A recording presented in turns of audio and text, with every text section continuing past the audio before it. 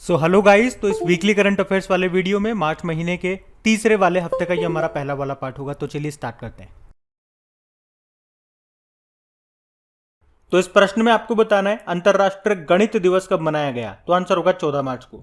याद रखना, हर साल 14 मार्च को हम इंटरनेशनल डे ऑफ मैथमेटिक्स के रूप में मनाते हैं और इसे पाई डे के रूप में भी जाना जाता है। देखो, मैथ्स में आपने पढ़ा होगा पाई की वैल्यू क्या होती है, 3.14 हम लोग मानते हैं। तो यहीं से आप याद रख सकते हो, 3 मतलब तीसरा महीना मार्च, 14 मतलब इसकी तारीख, 14 मार्च को मनाते हैं। और इसकी थीम क्या रही, मैथमेटिक्स यूनाइट्स। और 14 मार्च को ही क्यों मनाते हैं, महान गणितज्ञ रामानुजन जी की जयंती को। और एक रामानुजन पुरस्कार भी दिया जाता है गणित के क्षेत्र में, जो अभी दिया गया किसे, नीना गुप्ता को। और वैसे नेशनल मैथमेटिक्स डे कब होता है, वो होता है 22 दिसंबर को। अच्छा, मुझे बताइए गणित का नोबेल पुरस्कार किसे कहा जाता है। तो आंसर होगा एबल पुरस्कार को। और अगर डेली करंट अफेयर्स आप लोगों ने देखा होगा तो अभी एबल पुरस्कार भी दिया गया था। अगर आपको आता है आंसर तो कमेंट बॉक्स में टाइप करके बताइए, बाकी हम आगे तो पढ़ेंगे सही। बढ़ते हैं आगे। चलिए बताइए विश्व उपभोक्ता अधिकार दिवस कब मनाया गया। तो आंसर होगा 15 मार्च को। तो हर साल 15 मार्च को वर्ल्ड कंज्यूमर राइट डे के रूप में मनाया जाता है। इसकी थीम है फेयर डिजिटल फाइनेंस। फिर बताइए नदियों के लिए अंतर्राष्ट्रीय कार्य दिवस कब मनाया गया। तो आंसर होगा 14 मार्च को। तो हर साल 14 मार्च को international day of action for reverse के रूप में मनाया जाता है। और वर्ष 2022 में नदियों के लिए अंतर्राष्ट्रीय कार्य दिवस की ये 25वीं वर्षगांठ है। थीम क्या है इसकी, थीम की बात करते हैं, जैव विविधता के लिए नदियों का महत्व, the importance of reverse for biodiversity. याद रखना ये। बढ़ते हैं आगे। अच्छा बताइए राष्ट्रीय टीकाकरण दिवस कब मनाया गया। तो आंसर होगा 16 मार्च को। तो भारत में हर साल 16 मार्च को नेशनल वैक्सीनेशन डे के रूप में मनाया जाता है। उद्देश्य क्या है, पूरे देश में टीकाकरण के महत्व को बताना। पहली बार इसे 1995 में मनाया गया था। इसकी थीम क्या है, वैक्सीन वर्क फॉर ऑल। अच्छा आप तो बताओ डीएनए आधारित पहली वैक्सीन लगाने वाला देश कौन सा बना था दुनिया में। तो आंसर होगा भारत। और ये डीएनए वैक्सीन है, इसका नाम है जाइकोव डी। इसे बनाया है जाइडस कैडुला ने। और प्लांट आधारित पहली वैक्सीन को मंजूरी देने वाला देश कौन सा बना था। तो आंसर होगा कनाडा। अच्छा मुझे ये बताओ मिशन इंद्रधनुष ये कब शुरू हुआ था। ये शुरू हुआ था 25 दिसंबर 2014।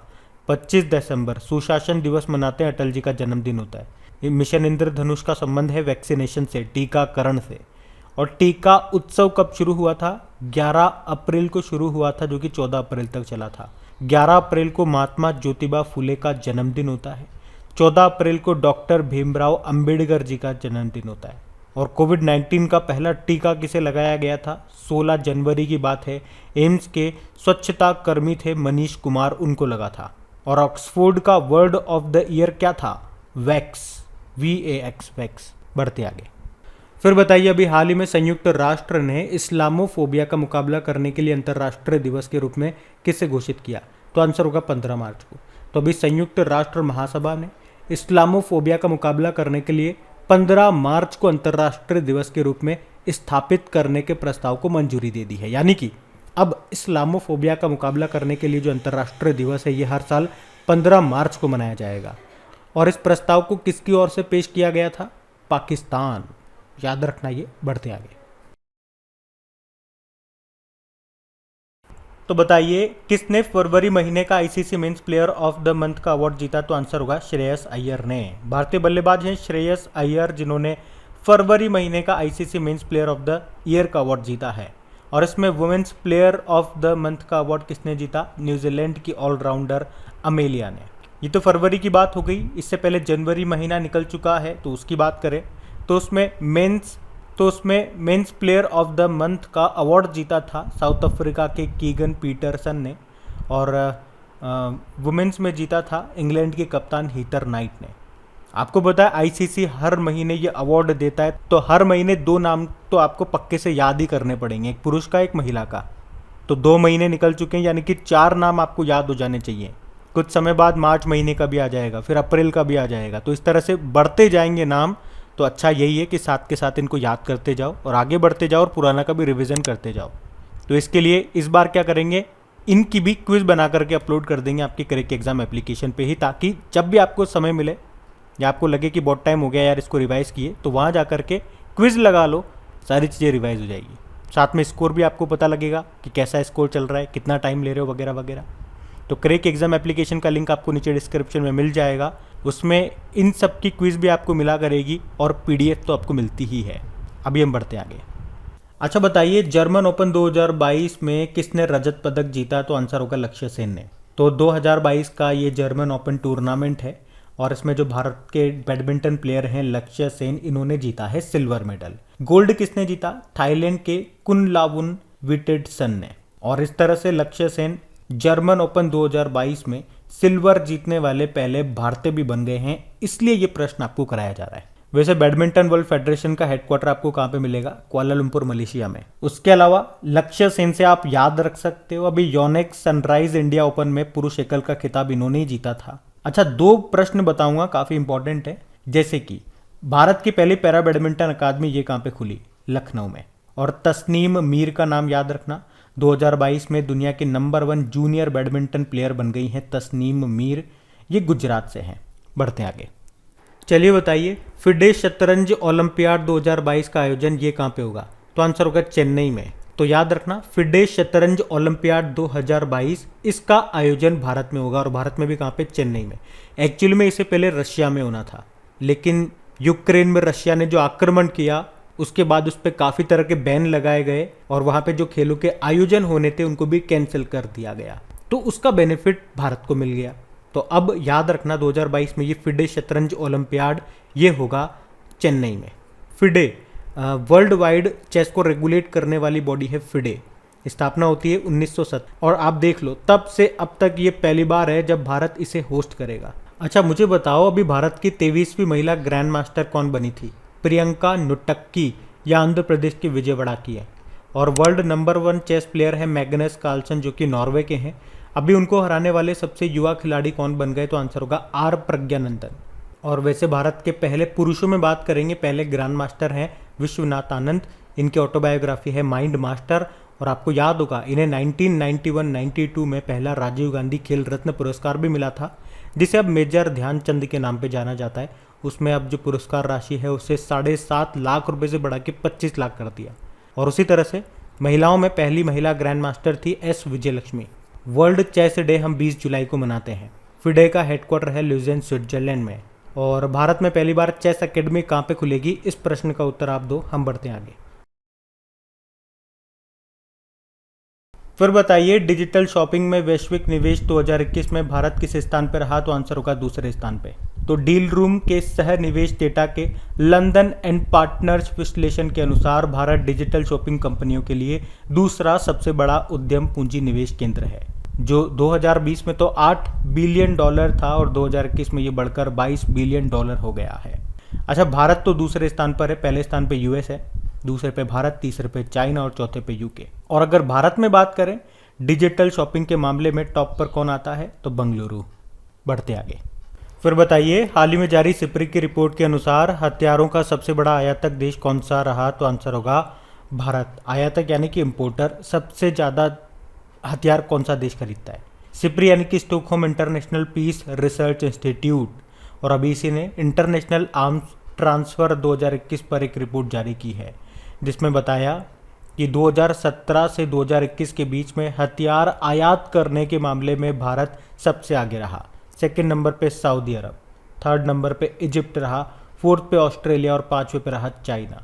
अच्छा, सबसे ज़्यादा हथियार भारत किस देश से खरीद रहा है? रशिया से, फिर फ्रांस, फिर यूएस।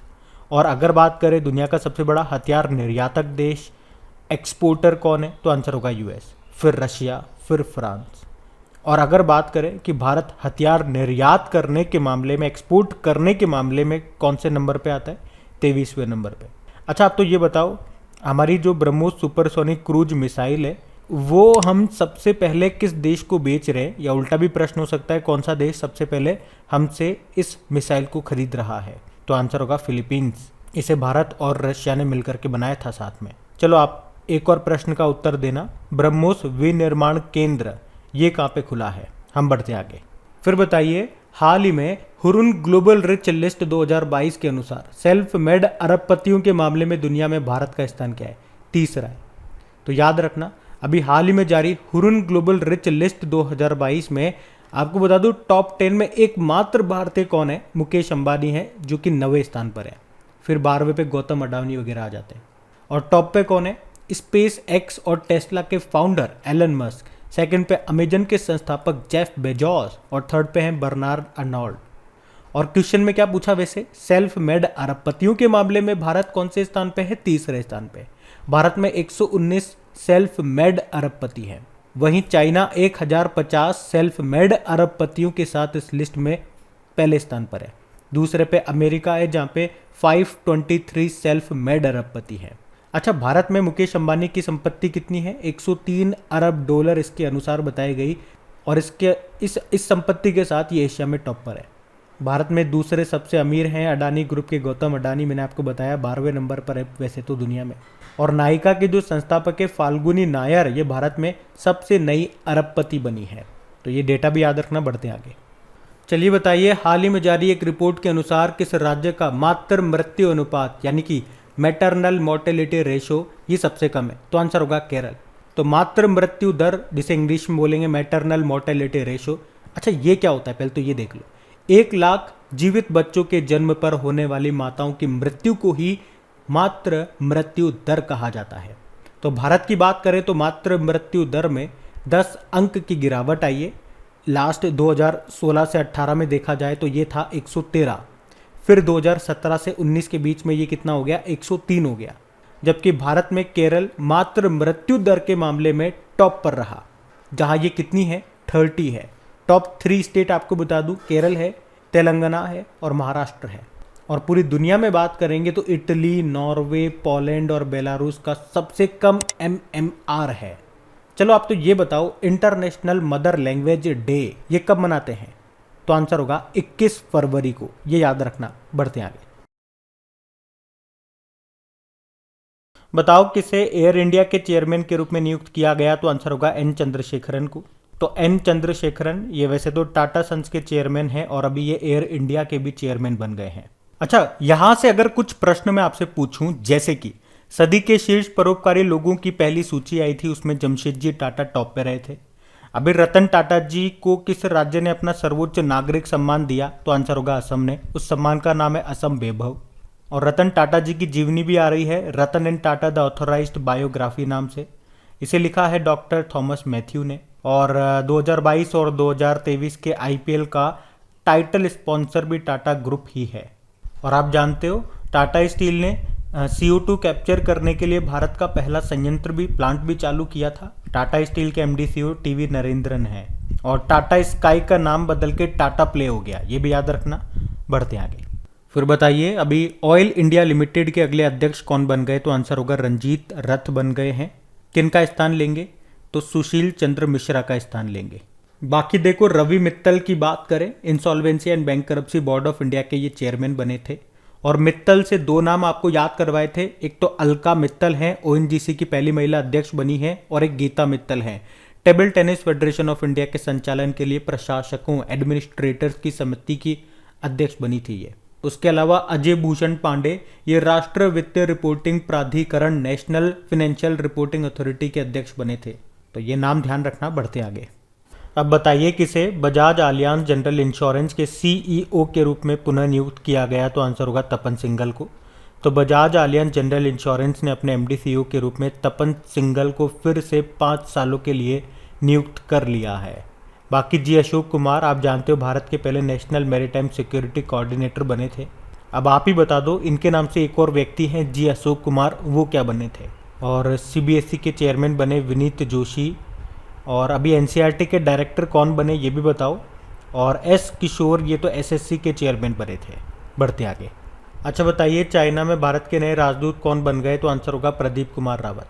तो प्रदीप कुमार रावत ये चाइना में भारत के नए राजदूत बन गए हैं। किनका स्थान लिया इन्होंने? विक्रम मिश्री का। और डेली करंट अफेयर्स आप लोग देखते होंगे तो विक्रम मिश्री नाम से आपको याद आ गया होगा। अभी हमारे उप राष्ट्रीय सुरक्षा सलाहकार बने थे विक्रम मिश्री। वैसे हमारे राष्ट्रीय सुरक्षा सलाहकार नेशनल सिक्योरिटी एडवाइजर कौन है? अजित डोवाल है।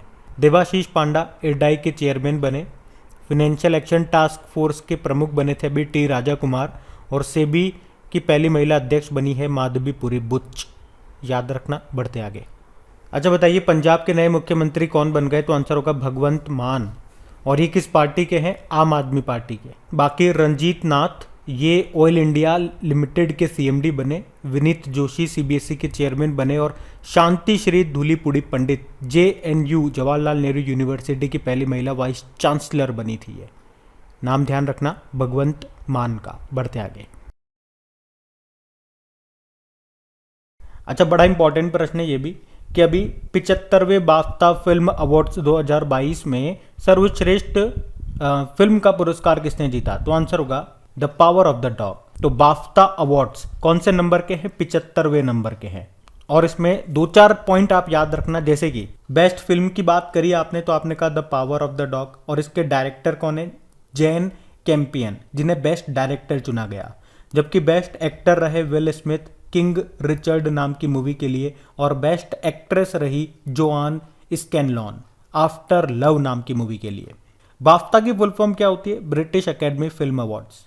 तो इस क्वेश्चन में आपको ये 4 पॉइंट तो याद रखने ही रखने, best film, best director, best actor और बेस्ट एक्ट्रेस। फिर बताइए, अभी हाल ही में किस भारतीय लेखिका का अनुवादित हिंदी उपन्यास है टॉम ऑफ सेंड, इसको अंतर्राष्ट्रीय बुकर पुरस्कार के लिए नामांकित किया गया? तो आंसर होगा गीतांजलि श्री। तो लेखिका हैं गीतांजलि श्री और इनका अनुवादित हिंदी उपन्यास है टॉम ऑफ सेंड, और अभी इसे अंतर्राष्ट्रीय बुकर पुरस्कार के लिए नामांकित किया गया है।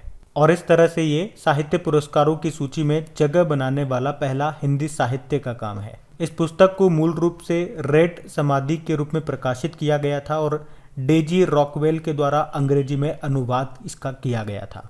अच्छा, यहाँ से तो ये तो प्रश्न हो गया आपका। और गीतांजलि से आप ये भी याद रख सकते हो, भारत का जो पहला नोबेल पुरस्कार जीता था साहित्य के क्षेत्र में वो रविंद्रनाथ टैगोर जी ने जीता था, आप सबको पता है, गीतांजलि के लिए ही जीता था। बाकी 2021 का बुकर पुरस्कार किसने जीता था? डैमन गलगुट ने, साउथ अफ्रीका के लेखक हैं, उनके नॉवेल द प्रॉमिस के लिए। और 2021 का इंटरनेशनल बुकर पुरस्कार जीता था डेविड डायोप ने, जो कि फ्रांस के लेखक हैं, उनके novel at night all blood is black के लिए। अच्छा, हिंदी का साहित्य पुरस्कार किसने जीता? तो आंसर होगा दया प्रकाश सिन्हा ने, उनके नाटक सम्राट अशोक के लिए। और साहित्य अकादमी पुरस्कार की बात करें और अंग्रेजी का जीता था नमिता गोखले ने, उनके उपन्यास थिंग टू लिव बिहाइंड के लिए। याद रखना ये। अच्छा, आगे बढ़ने से पहले ये और बता दो कि जो साहित्य अकादमी पुरस्कार है ये कितनी भाषाओं में दिया जाता है और ज्ञानपीठ पुरस्कार है वो कितनी भाषाओं में दिया जाता है। अगर इसमें आप अटकते हो तो मैं आपको बता दूं, अभी तक आपने हमारा करंट अफेयर्स का रिवीजन वाला वीडियो देखना स्टार्ट नहीं किया है, वरना वहां पे इस प्रश्न को मैं कई बार रिवाइज करा चुका हूं। अगर आप डेली उसे देखते होंगे तो फटाक से इसका आंसर कर भी देंगे और मेरी बात से एग्रीड भी होंगे। अभी हम बढ़ते आगे। चलिए बताइए, अभी हाल ही में ऑस्कर 2022 में किस भारतीय डॉक्यूमेंट्री को सर्वश्रेष्ठ वृत्तचित्र फीचर श्रेणी में नामांकित किया गया? तो आंसर होगा राइटिंग विद फायर। तो दलितों के नेतृत्व वाले सर्व महिला समाचार पत्र खबर लहरिया के बारे में एक डॉक्यूमेंट्री है ये, इसका नाम है राइटिंग विद द फायर, जो कि अभी ऑस्कर में नॉमिनेट होने वाली पहली भारतीय डॉक्यूमेंट्री बन गई है। ये जो खबर लहरिया के बारे में मैंने आपको बताया, ये मई 2002 में चित्रकूट यूपी में स्थापित एक समाचार पत्र है और इसी के ऊपर ये डॉक्यूमेंट्री है। आपको बता दूं, पिछले साल इस डॉक्यूमेंट्री ने सनडांस फिल्म में ऑडियंस और जूरी अवार्ड भी जीता था। इसके निर्माता हैं रिंटू थॉमस और डायरेक्टर हैं सुष्मिता घोष। और अभी जनवरी 2022 में हम लोगों ने पढ़ा था कि 2 भारतीय फिल्मों को ऑस्कर में शॉर्टलिस्ट किया गया था, एक का नाम है मरक्कर और एक है जय भीम। ये भी ध्यान रखना। बढ़ते आगे। चलिए बताइए, किसे 31वें जीडी बिरला पुरस्कार के लिए चुना गया? तो आंसर होगा नारायण प्रधान को। तो अभी प्रोफेसर नारायण प्रधान को भौतिक विज्ञान के क्षेत्र में, उनके भौतिक विज्ञान यानी कि फिजिक्स, तो इस क्षेत्र में उनके उत्कृष्ट योगदान के लिए वैज्ञानिक अनुसंधान के लिए 31वें जीडी बिरला पुरस्कार के लिए चुना गया। एक्चुअली में ये जो पुरस्कार है ये 50 साल से कम युवा के प्रख्यात भारतीय वैज्ञानिकों को विज्ञान की किसी भी ब्रांच में उनके मूल और उत्कृष्ट योगदान के लिए दिया जाता है। 5 लाख रुपए की पुरस्कार राशि इसमें दी जाती है। अच्छा, शरण कुमार लिम्बाले से आपको याद आएगा 30वां सरस्वती सम्मान जीता था इन्होंने मराठी उपन्यास सनातन के लिए। और शरद पगारे की बात करें तो 30वां व्यास सम्मान मिला था पाटलिपुत्र की सम्राज्ञी के लिए। और मोहन कृष्ण बोहरा 30वां बिहारी पुरस्कार मिला था इनको तस्लीमा संघर्ष और साहित्य के लिए। साथ में ये भी बताओ अभी 56वां और 57वां ज्ञानपीठ पुरस्कार किसे मिला। तो 56वां 56 नंबर का मिला था नीलमणि फूकन को, असमिया कवि है। 57वां मिला था कोंकणी उपन्यासकार दामोदर माउजो को। पहला ज्ञानपीठ पुरस्कार किसको मिला था, GS कुरुप को मिला था। ज्ञानपीठ पुरस्कार कितनी भाषाओं में दिया जाता है, 23 भाषाओं में दिया जाता है। 22 तो आपकी संविधान की 8वीं अनुसूची वाली हो गई और एक अंग्रेजी भाषा हो गई। इसी में अगर संस्कृत भाषा को जोड़ दिया जाए तो हमारे किसका उत्तर हो जाएगा, साहित्य अकादमी पुरस्कार का। साहित्य अकादमी पुरस्कार में कितनी भाषाओं में पुरस्कार दिया जाता है, तो आंसर हो जाएगा फिर 24 भाषाओं में। याद रखना, ये सब कई बार आपको बता चुका हूँ। बढ़ते आगे। अच्छा बताइए, मिस वर्ल्ड 2021 का खिताब अभी किसने जीता, तो आंसर होगा कैरोलिना ब्लावस्का। कैरोलिना ब्लावस्का ये कहाँ से हैं, ये पोलैंड से हैं और अभी इन्होंने ही मिस वर्ल्ड 2021 का खिताब जीत लिया। ये 70वीं मिस वर्ल्ड प्रतियोगिता थी 2022 वाली, जिसमें टॉप पे रही पोलैंड की कैरोलिना ब्लावस्का और इसमें फर्स्ट रनर अप रही थी भारतीय मूल की अमेरिकी श्री सेनी। और भारत का जो प्रतिनिधित्व करने वाली थी मानसा वाराणसी, वो सेमीफाइनल में पहुंच गई थी। अच्छा, अब आप लोग तैयार रहना, इसी से रिलेटेड, इसी से संबंधित कुछ प्रश्न मैं आपसे पूछने वाला हूँ। पहले तो बताओ 70वीं मिस यूनिवर्स का खिताब किसने जीता था। हरनाथ संधू ने, ये चंडीगढ़ से हैं। और मिस ट्रांस ग्लोबल यूनिवर्स 2021 का खिताब जीतने वाली पहली भारतीय कौन बनी थी, श्रुति सितारा। फर्स्ट मिस इंडिया 2021 का खिताब जीता था पर्ल अग्रवाल ने। मिस अर्थ इंडिया 2021 का खिताब जीता था रश्मि माधुरी ने। मिसेज वर्ल्ड वाइड क्वीन का खिताब जीता था पूजा बदलानी ने। और मिस इंडिया USA 2021 का खिताब जीता था वेदही डोंगरे ने। मिसेज इंडिया गैलेक्सी 2021 का खिताब जीता था निकिता सोकल ने।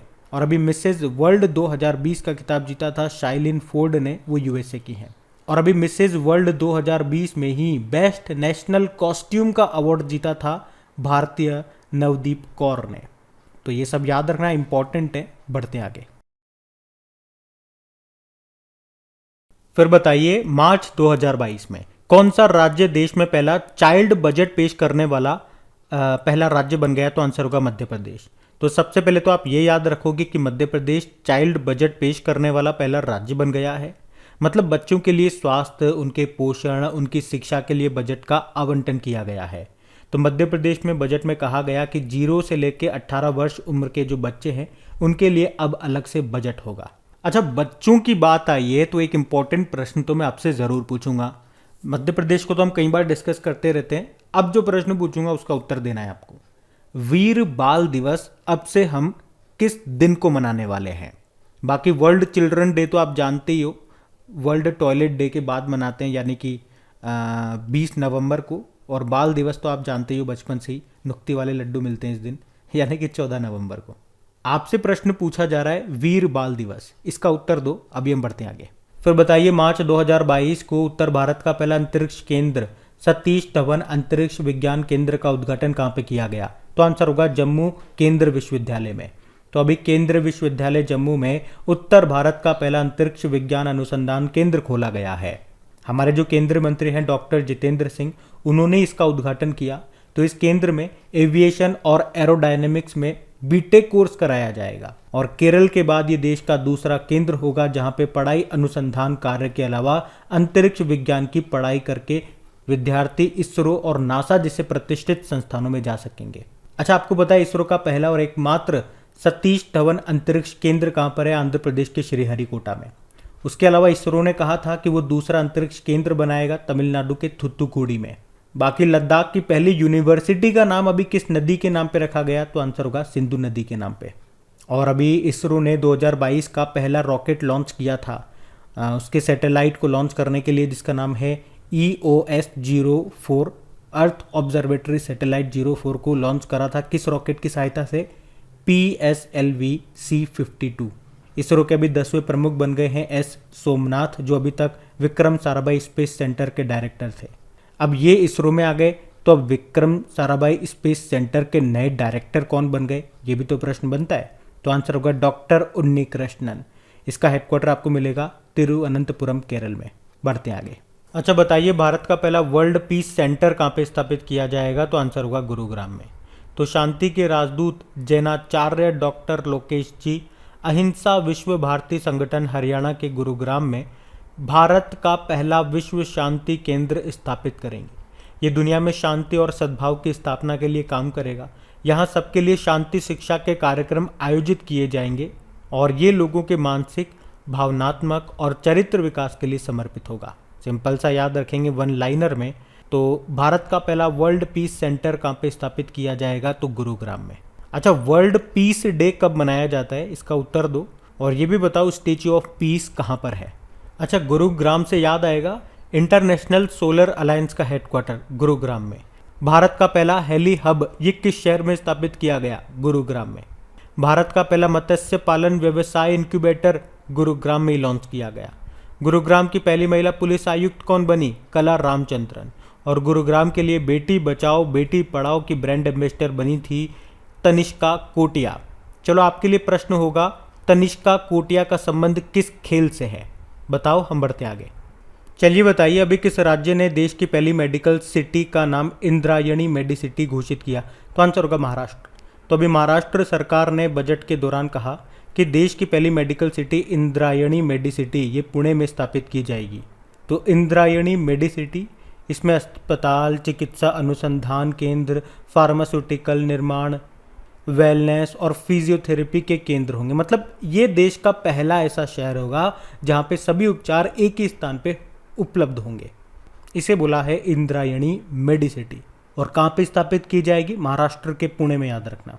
अच्छा, भारत का पहला मेडिकल डिवाइस पार्क कहाँ पे स्थापित हुआ? केरल में। और मेडिसिन फ्रॉम स्काई प्रोजेक्ट को शुरू किया था तेलंगाना ने। और पुणे से आपको याद आएगा सीरम इंस्टीट्यूट ऑफ इंडिया का हेडक्वार्टर यह है पुणे में। और सीरम इंस्टीट्यूट ऑफ इंडिया ने कौन सी वैक्सीन बनाई थी? कोविशील्ड। कोवैक्सीन किसने बनाई थी? भारत बायोटेक ने, जो कि हैदराबाद की कंपनी है। और जो सुपर कंप्यूटर बनाती है सीडैक, उसका हेडक्वार्टर भी है पुणे में। बढ़ते आगे। चलिए बताइए, 2050 तक शुद्ध शून्य कार्बन उत्सर्जन का लक्ष्य निर्धारित करने वाला पहला दक्षिण एशियाई शहर कौन सा बना? तो आंसर होगा मुंबई।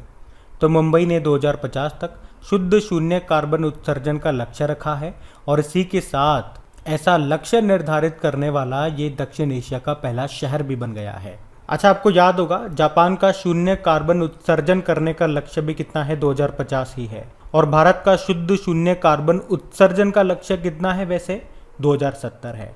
और भारत का ऊर्जा स्वतंत्र बनने का, एनर्जी इंडिपेंडेंट बनने का लक्ष्य है 2047 का। चलिए बताइए, अभी पहली भारतीय प्लास्टिक वेस्ट न्यूट्रल यानी कि पहली प्लास्टिक कचरा तटस्थ FMCG कंपनी कौन सी बनी थी? डाबर बनी थी। याद रखना ये। बढ़ते आगे। अच्छा बताइए, अभी किस बैंक ने SHG यानी कि self help group bank linkage के लिए राष्ट्रीय पुरस्कार जीता? तो आंसर होगा जम्मू कश्मीर बैंक। तो केंद्रीय ग्रामीण विकास मंत्री कौन है? गिरिराज सिंह। अभी उन्होंने स्वयं सहायता समूह यानी कि self help group bank linkage में अपने सर्वश्रेष्ठ प्रदर्शन के लिए जम्मू कश्मीर बैंक को वित्त वर्ष 2020-21 के लिए उत्कृष्ट प्रदर्शन के लिए राष्ट्रीय पुरस्कार दिया। बाकी बैंक ऑफ महाराष्ट्र, अभी इसने उड़ीसा में प्रोजेक्ट बैंक सखी को लॉन्च किया था। नाबार्ड ने प्राकृतिक खेती को बढ़ावा देने के लिए जीवा प्रोग्राम शुरू किया था। और एक्सिस बैंक की बात करेंगे तो देश में दूसरा सबसे बड़ा बैंक बना ये पॉइंट ऑफ सेल मशीन को स्थापित करने के मामले में। ध्यान रखना ये। बढ़ते आगे। अच्छा बताइए, अभी हाल ही में किस बैंक ने IFR एशिया अवार्ड्स 2021 में Asian bank of the year का अवार्ड जीता? तो आंसर होगा एक्सिस बैंक। तो भारत का तीसरा सबसे बड़ा प्राइवेट बैंक है एक्सिस बैंक, जिससे एशियाई निवेश बैंकिंग क्षेत्र में व्यापक कवरेज और विशेषज्ञता की गहराई के लिए IFR एशिया के एशियाई बैंक ऑफ द ईयर से सम्मानित किया गया। और इस साल बैंक ने फाइनेंस एशिया एंट्री अवार्ड में भारत में सर्वश्रेष्ठ DCM हाउस का पुरस्कार भी जीता। और विश्व स्तर पर मॉर्गन स्टैनले को IFR एशिया अवार्ड्स 2021 में bank of the year award से सम्मानित किया गया। बाकी एक्सिस बैंक हेडक्वार्टर मुंबई में है और इसके MD CEO अमिताभ चौधरी हैं। टैगलाइन होती है बढ़ती का नाम जिंदगी। और आपको याद होगा देश में पॉइंट ऑफ सेल मशीन स्थापित करने वाला दूसरा सबसे बड़ा बैंक यही बना था, एक्सिस बैंक। बढ़ते आगे।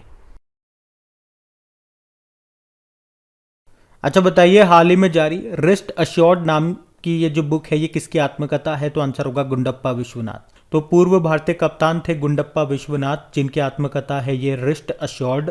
और अभी इसे लॉन्च किया कपिल देव और सुनील गावस्कर ने। और इस जीवनी के सह लेखक कौन है? आर कौशिक है। बाकी कलराज मिश्र ये राजस्थान के राज्यपाल है, इन्होंने एक बुक लिखी है संविधान, संस्कृति और राष्ट्र नाम से। राम सेवक शर्मा द मेकिंग ऑफ आधार नाम की बुक लिखी थी। किरण बेदी फियरलेस गवर्नेंस नाम की बुक लिखी है।